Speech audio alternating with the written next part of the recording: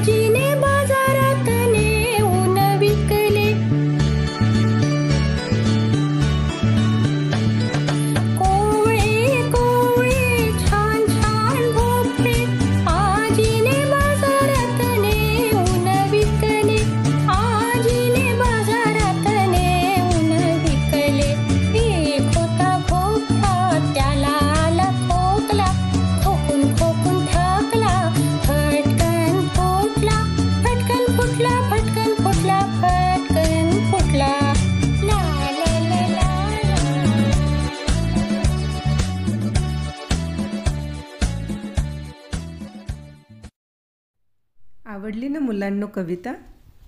चला आता तुमच्यासाठी काही प्रश्न. आजीने भोपळे कोठे नेऊन विकले?